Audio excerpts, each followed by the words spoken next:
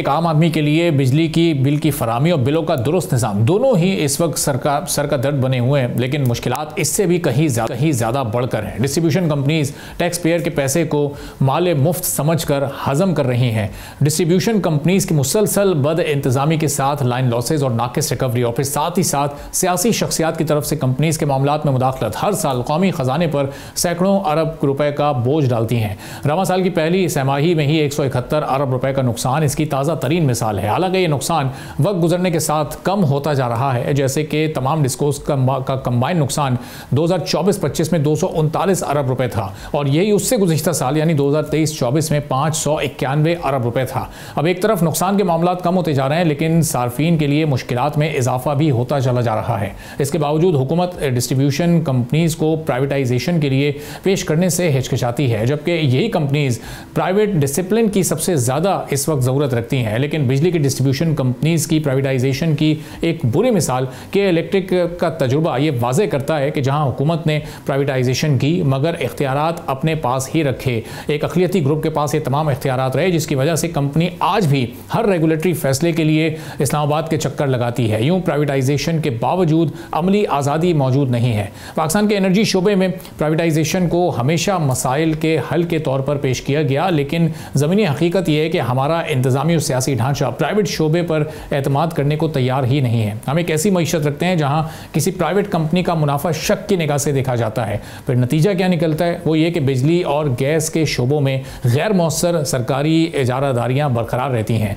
दोहरी रेगुलेटरी तकसीम यानी नेपरा और ओगरा का अलग अलग वजारतों के मातहत होना पॉलिसी तजादात भी पैदा करता है। एक तरफ सनतों को ग्रिड से बिजली खरीदने की तरगीब दी जाती है, तो दूसरी तरफ टैरिफ में मौजूद सब्सिडीज हासिल करने का रुझान इसे गैर मौसर भी बना देता है। फिर नतीजा ये निकलता है कि खपत भी नहीं बढ़ती और इजाफी कैपेसिटी भी ज़ाय होती है। ये फैसला साजी का तजाद बुनियादी बहरान की असल जड़ है। अगर competitive trading bilateral contract market के तहत डिस्कोज या डिस्ट्रीब्यूशन कंपनीज को सनती सार्फिन को बराह रास्त बिजली भेजने की इजाज़त ना मिली तो कोई भी इन्वेस्टर वायर बिजनेस में इन्वेस्टमेंट नहीं करेगा। इस्लाहात उसी वक्त मुमकिन हो सकेंगी जब हुकूमती कंट्रोल कम होगा, रेगुलेटरी हम आहंगी ज़्यादा होगी और प्राइवेट इदारों को वाज़ेह तिजारती आज़ादी मिलेगी। इसके बगैर प्राइवेटाइजेशन एक खाएगा और ज़ाहिर है इसको अमली तौर पर बहुत मुश्किल होगा नाफिज करना। लेकिन इस चैलेंज से अब निपटना कैसे होगा, कैसे प्राइवेटाइजेशन की जा सकती है। डॉक्टर खालिद वली साहब एनर्जी एक्सपर्ट हैं, SDPI से हमारे साथ मौजूद हैं। बहुत शुक्रिया खालिद वली साहब, प्रोग्राम के लिए आपने वक्त निकाला। अब ये हम देख रहे हैं कि जो डेट है इस वक्त वो कंट्रोल में आ रहा है, कम हो रहा है, लेकिन अभी भी वो अरबों में है, सैकड़ों अरब अभी भी उसका ये वॉल्यूम है। तो ये इसको कंट्रोल कैसे किया जा सकता है और मुकम्मल तौर पर ये कैसे अंडर कंट्रोल हो सकता है? देखिए, सर्कुलर डेट की जहाँ तक बात है उसकी दो डायमेंशंस हैं। एक उसका स्टॉक है, एक उसका फ्लो है।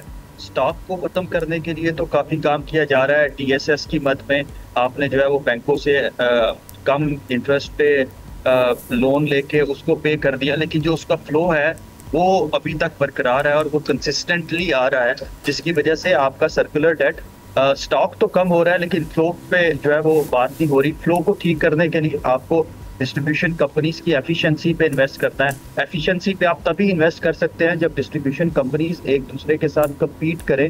कंपेटिटिव मार्केट जो है वो कंज्यूमर के लिए फ्रेंडली होती है, लेकिन जब भी आप किसी एक कंपनी को मोनोपोली दे देते हैं किसी एक एरिया में कि उसका कोई कंपेटिटर नहीं है, तो वो अपनी क्वालिटी ऑफ सर्विस पे, अपने लॉसेस को कम करने पे कोई ध्यान नहीं देता। इसी तरह से आपने अपने दिताइये में भी बताया कि रेगुलेटर तो मौजूद है लेकिन आपकी जो मार्केट का कंपोनेंट है वो मिसिंग है। अभी CDBCM के थ्रू, ISMO के थ्रू कुछ मार्केट में कंपेटिटिव डायमेंशंस तो आ रही हैं, प्राइवेटाइजेशन की बात भी हो रही है, लेकिन अगर प्राइवेटाइजेशन सिर्फ ये है कि आप पब्लिक ओनरशिप को प्राइवेट ओनरशिप के साथ रिप्लेस कर देंगे और कंपेटिटिव नहीं रखेंगे, तो वही हिसाब होगा जो कि इलेक्ट्रिक का हुआ कि आपने प्राइवेटाइज तो कर दिया लेकिन उसको कंपटीशन नहीं दिया, उसको टैरिफ सेट करने की आज़ादी नहीं दी गई, उसको रेगुलेटरी आज़ादी नहीं दी गई।